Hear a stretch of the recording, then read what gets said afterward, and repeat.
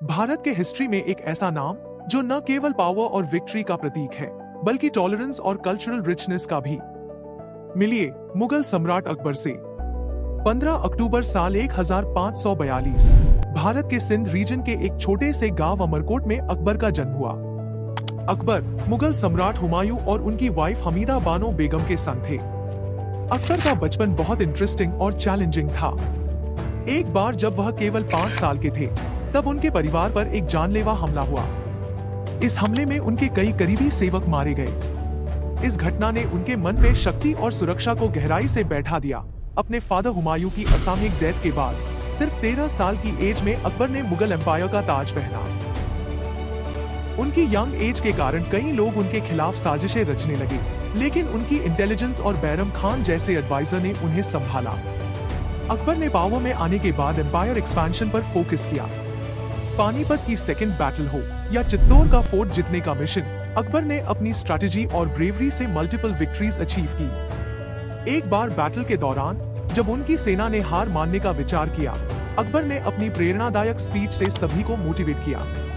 उनकी यह स्पीच आज भी लीडरशिप का एक उदाहरण मानी जाती है। अकबर सिर्फ एक ग्रेट वॉरियर ही नहीं बल्कि एक सेक्युलर और टॉलरेंट रूलर भी थे। उन्होंने दिलीलाही नाम का एक नया फेथ स्टार्ट किया जो ऑल रिलीजन्स की यूनिटी और हार्मनी का प्रतीक था। अकबर ने जजिया टैक्स को एबॉलिश किया जो नॉन मुस्लिम्स पर लगता था। उन्होंने हिंदू मुस्लिम यूनिटी को प्रमोट किया और अपने कोर्ट में तुलसीदास और बीरबल जैसे हिंदू स्कॉलर्स को प्लेस दी। अकबर ने यह साबित किया कि एक शासक की ताकत उसकी जनता की भलाई में होती है, न कि किसी एक धर्म के समर्थन में। अकबर के रेन में एडमिनिस्ट्रेटिव रिफॉर्म्स ने मुगल एम्पायर को स्टेबिलिटी दी। उन्होंने मनसबदारी सिस्टम इंप्लीमेंट की, जिससे आर्मी और एडमिनिस्ट्रेशन को ऑर्गेनाइज किया गया।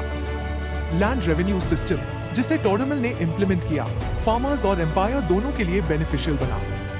अकबर ने हर विलेज के डेटा को ऑर्गेनाइज करने का आदेश दिया, जो उस समय के लिए एक रेवोल्यूशनरी स्टेप था। अकबर का मैरिज जोधा बाई से हुआ, जो एक राजपूत प्रिंसेस थी।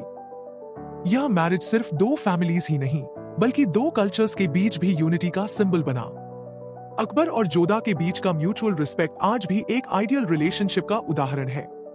1605 में 63 इयर्स की एज में अकबर ने इस वर्ल्ड को अलविदा कहा। उनके बाद उनके सन जहांगीर ने मुगल एम्पायर की कमांड संभाली। अकबर ने अपने अंतिम समय तक अपनी प्रजा की भलाई के लिए कार्य किया। उनकी मृत्यु ने पूरे साम्राज्य को गमगीन कर दिया। अकबर का रेन सिर्फ एक हिस्ट्री नहीं बल्कि एक लेसन है कि डाइवर्सिटी में यूनिटी ही रियल स्ट्रेंथ है। उनकी विजन और पॉलिसीज उन्हें हिस्ट्री के ग्रेटेस्ट रूलर्स में से एक बनाती हैं।